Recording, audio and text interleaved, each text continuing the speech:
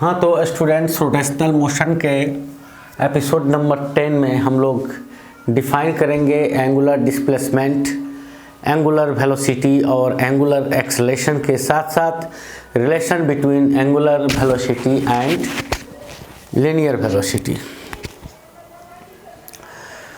तो यहाँ पे हम लोग एंगुलर डिस्प्लेसमेंट, जैसे कि किसी ऑब्जेक्ट पे अगर कोई फोर्स काम करता है, किसी ऑब्जेक्ट पे कोई फोर्स काम करता है तो क्या करता है, तो वो उसमें लीनियर डिस्प्लेसमेंट क्रिएट करता है, जिसको हम लोग मीटर में मेजर करते हैं। लेकिन कोई ऐसा ऑब्जेक्ट है जिस पर परिमाण में बराबर और दिशा में विपरीत दो बल एक साथ काम करें तो वो घूर्णन गति करता है।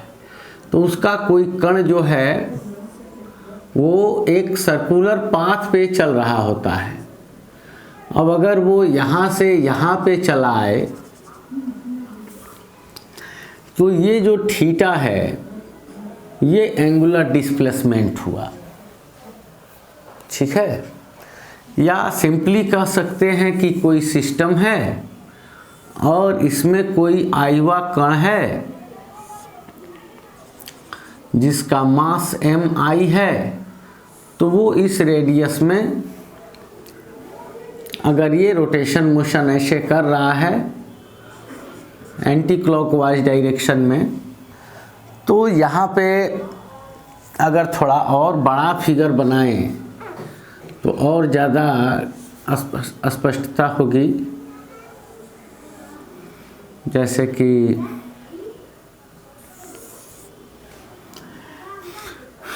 मान लेते हैं कि ये जो है पार्टिकल यहाँ पे है, कोई पार्टिकल m1, और इसके सेंटर से होकर के ये एक्सिस जा रहा है, और ये ऑब्जेक्ट यहाँ से चलकर कहाँ चला आया, m मान लेते हैं, यहाँ से चलकर यहाँ चला आया। तो इसने क्या किया, यहाँ से यहाँ तक मान लो डेल्टा थीटा इसने एंगल क्रिएट किया इस सर्कुलर पाथ के सेंटर पर। इस वृत्ताकार पथ के केंद्र पर इसने कितना कोण बनाया, डेल्टा थीटा। तो ये भी कोणीय विस्थापन है डेल्टा थीटा। तो ये भी कह सकते हैं कि ये घूर्णन गति करती हुई वस्तु के किसी कण के द्वारा जो वृत्ताकार पथ पर गतिशील है, किन्हीं दो स्थितियों के लिए वृत्ताकार पथ के केंद्र पर बना कोण कोणीय विस्थापन है। जैसे कि ये A पर था m मास, और A से चलकर कहाँ चला आया, B पर चला आया। तो A से B पर आने के क्रम में हुआ क्या, तो ये डेल्टा थीटा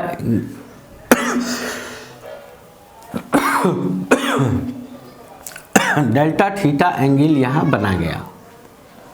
तो क्या कह सकते हैं, तो ये कह सकते हैं कि वृत्तीय गति के दौरान, वाइल सर्कुलर मोशन, वृत्तीय गति के दौरान वस्तु के द्वारा, वृत्तीय गति के दौरान वस्तु के द्वारा वृत्ताकार पथ के केंद्र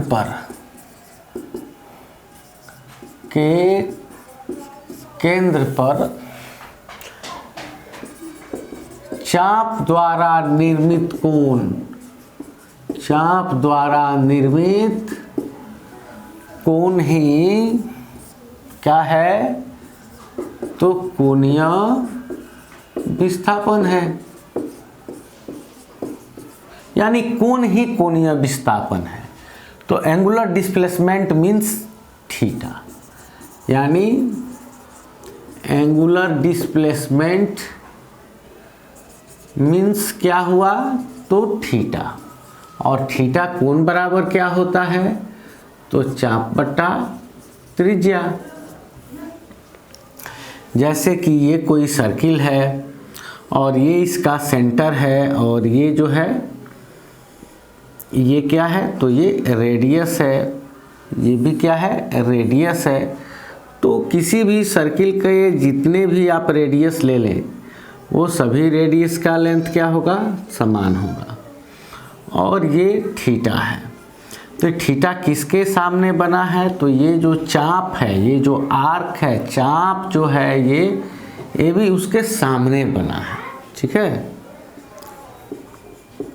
उसके सामने बना है।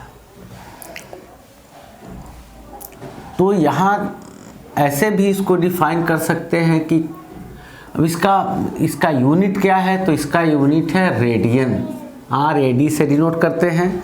और थीटा इक्वल टू लिख सकते हैं L/R, यहाँ से यहाँ जो चाप है वो L है और रेडियस क्या है, तो R है। तो थीटा जो है वो ये 1 रेडियन कब होगा, तो 1 रेडियन तो तभी होगा जब L बराबर हो जाएगा R के, यानी जितनी लंबाई त्रिज्या की होगी अगर उतनी ही लंबाई जो है वो अगर चाप का हो तो केंद्र पर बना कोण 1 रेडियन कहलाएगा। तो यहाँ डायरेक्ट हम लोग लिख सकते हैं कि किसी वृत्त के केंद्र पर क्या, या वृत्ताकार पथ के केंद्र पर, किसी वृत्त के केंद्र पर चाप के द्वारा निर्मित कोण या चाप के द्वारा बना कोण 1 रेडियन, कितना, 1 रेडियन तब कहलाता है जब चाप की लंबाई त्रिज्या के बराबर होती है। जब चाप की लंबाई त्रिज्या की लंबाई के बराबर होती है, लंबाई के बराबर होती है, ठीक है बच्चों। तो वैसे हम लोग इसको डिफाइन भी कर सकते हैं कि 1 रेडियन कोण क्या है। अगर ये 50 सेंटीमीटर त्रिज्या है, 50 सेंटीमीटर चाप की लंबाई है तो कोण 1 रेडियन है। 20 सेंटीमीटर त्रिज्या है, 20 सेंटीमीटर चाप की लंबाई है तो कोण 1 रेडियन है, ठीक है। तो इस तरह से हम लोग कोणीय विस्थापन का मात्रक जो रेडियन है उसको यहाँ से हम लोग डिफाइन कर सकते हैं और ये परिभाषा यहाँ से नोट कर सकते हैं, इसका स्क्रीनशॉट ले सकते हैं।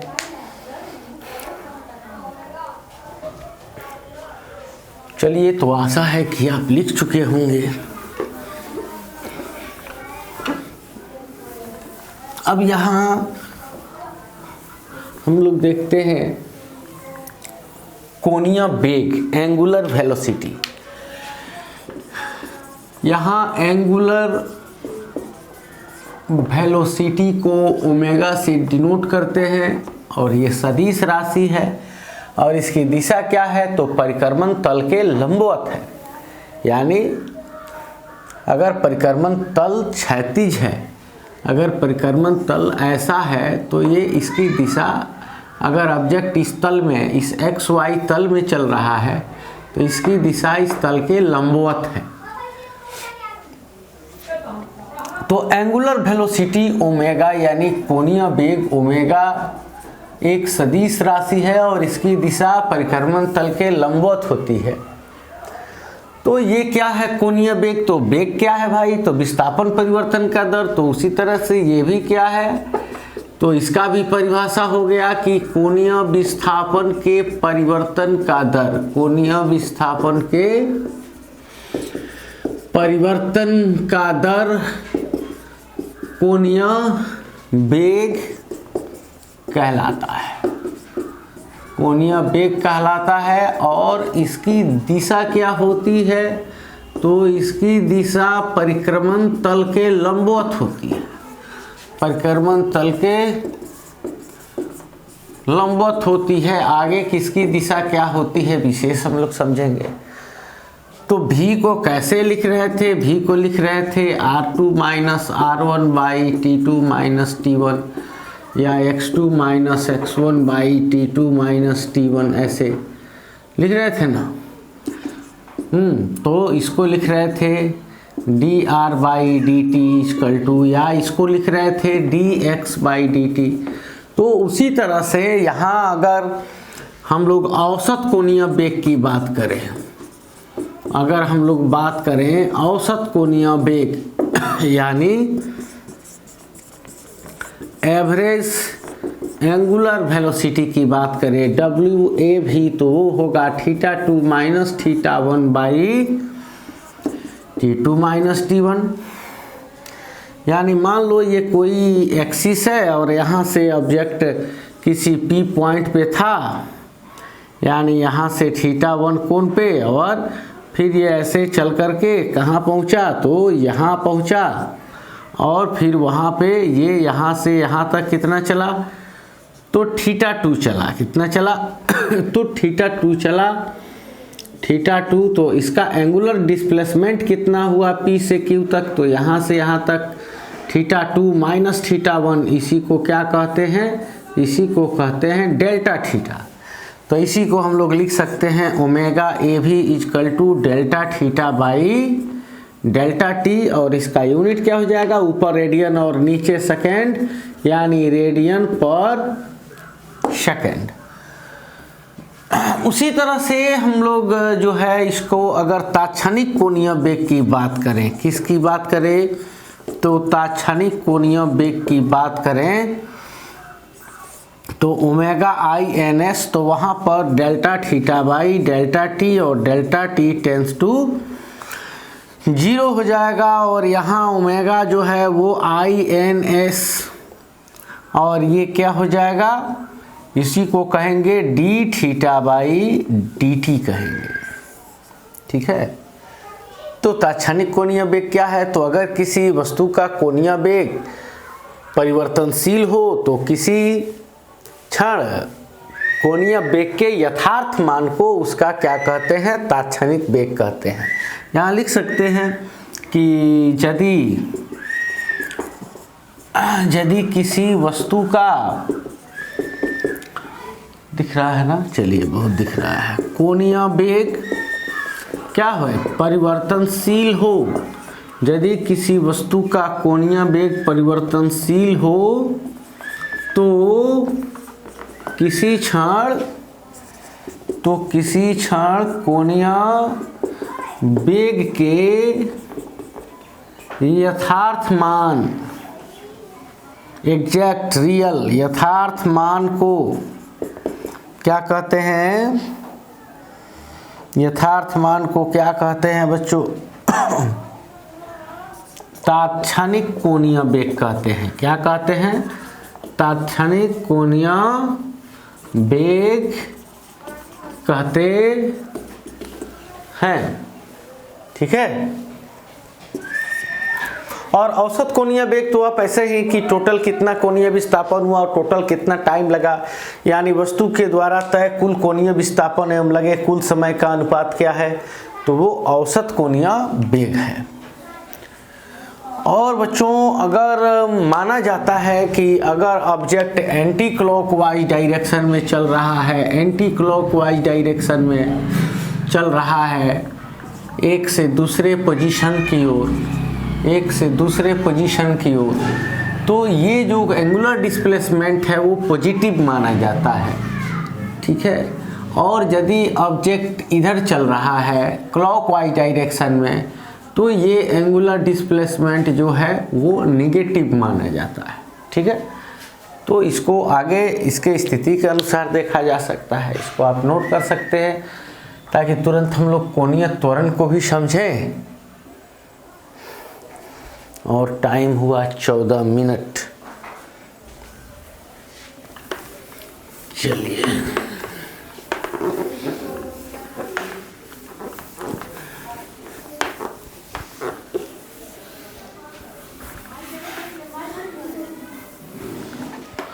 अब हम लोग डिफाइन करेंगे क्या, तो एंगुलर एक्सेलरेशन। क्या, तो एंगुलर एक्सेलरेशन यानी इसको अल्फा से डिनोट करते हैं, कोणीय त्वरण। तो वृत्तीय गति करने वाले वस्तु पर केंद्र की ओर भी एक त्वरण होता है, अभिकेंद्र त्वरण, रेडियल एक्सेलरेशन उसको कह सकते हैं। और वस्तु में स्पर्श रेखीय त्वरण भी होता है, यानी वस्तु स्पर्श रेखा की दिशा में अगर वेग बढ़ रहा है, स्पर्श रेखीय वेग बढ़ रहा है, तो वस्तु के वेग के परिमाण में परिवर्तन होगा।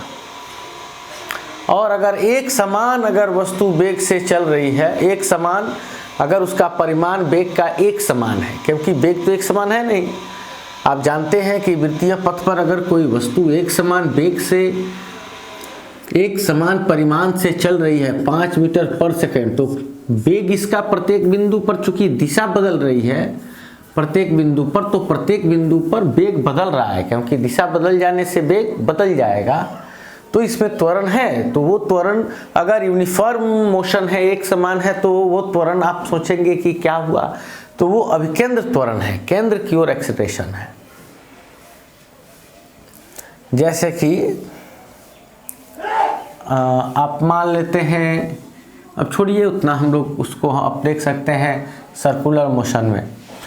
तो यहाँ पे जो है एंगुलर एक्सीलरेशन की जो बात हो रही थी, अगर एंगुलर वेलोसिटी टाइम के साथ इंक्रीज कर रहा है, तो बढ़ रहा है समय के साथ, तो उसका कोणीय त्वरण धनात्मक है, और उसका कोणीय त्वरण वेग, अगर कोणीय वेग ओमेगा उसका जो है अगर टाइम के साथ घट रहा है, तो वो ऋणात्मक है।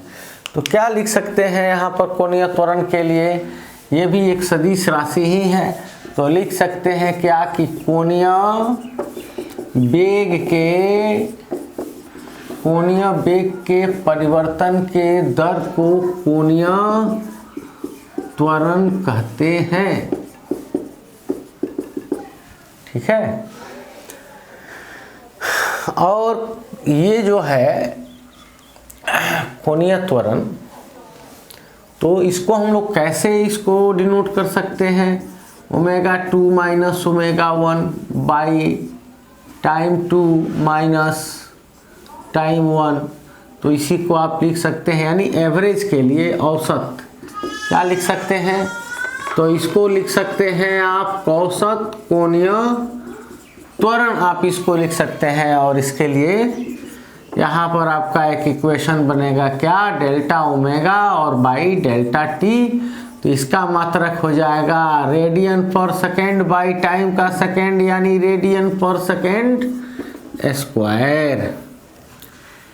और अगर तात्क्षणिक त्वरण की बात की जाए, अगर बात की जाए तात्क्षणिक कोणीय त्वरण की, इंस्टैंटेनियस क्या एंगुलर एक्सेलरेशन की, तो वो क्या होगा कि अल्फा ए भी जो है वो delta omega by delta t, और टाइम का बहुत छोटा हो जाएगा, डेल्टा टी टेंस टू 0।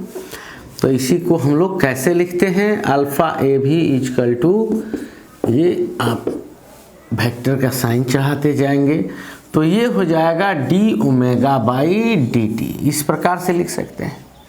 और अगर तात्क्षणिक त्वरण को परिभाषित कर सकते हैं, करना चाहते हैं, तो यहाँ लिख सकते हैं क्या कि यदि किसी, यहाँ लिख सकते हैं कि यदि किसी वस्तु का कोणीय त्वरण परिवर्तनशील हो, क्या हो, कोणीय त्वरण परिवर्तनशील हो, तो किसी क्षण त्वरण के यथार्थ मान को, तो किसी क्षण त्वरण के यथार्थ एग्जैक्ट रियल मान को क्या कहते हैं, उसका कोणीय त्वरण कहते हैं।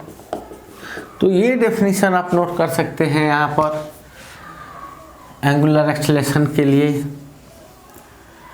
और बच्चों एक छोटा सा टॉपिक, 19 मिनट चलिए हो जाना चाहिए। आप इसका स्क्रीनशॉट ले लेके नोट्स बना सकते हैं।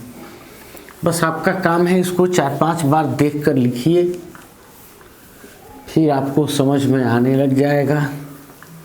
एक बार भी पढ़िए नहीं, बस उसको 4-5 बार, कम से कम 4 बार उसको लगातार लिखिए।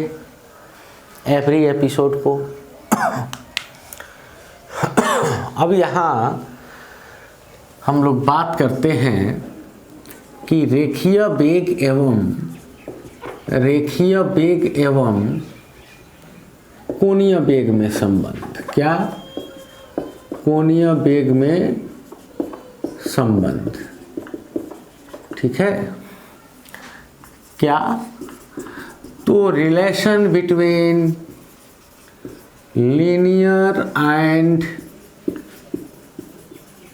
Angular velocity.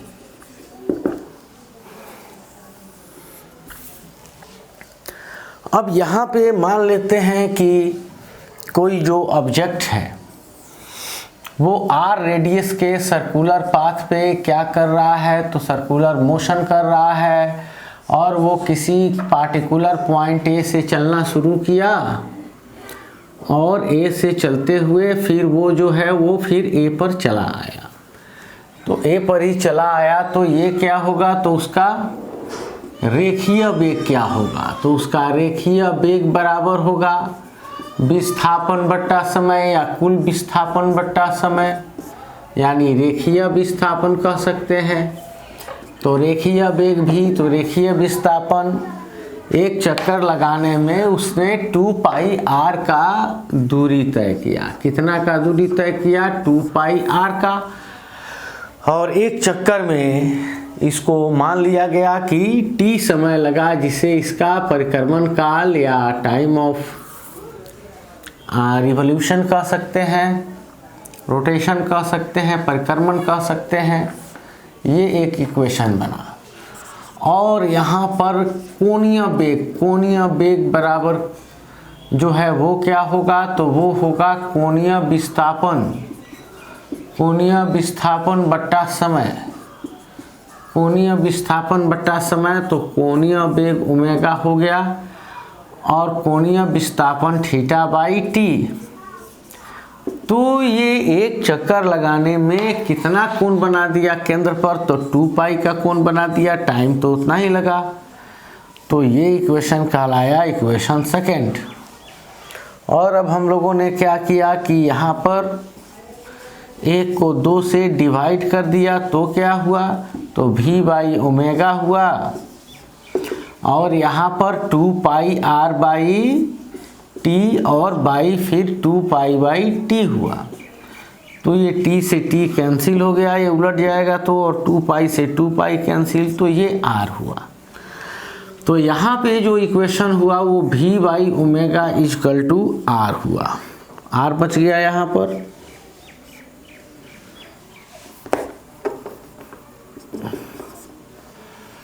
तो अगर यहाँ v को रोक दिया जाए तो ये ओमेगा r हो जाएगा। और ये जो है ये क्या है, रेखीय वेग है। तो यहाँ लिख देंगे रेखीय वेग, और ओमेगा क्या है, तो ओमेगा है कोणीय वेग, और ये क्या है, तो ये है त्रिज्या।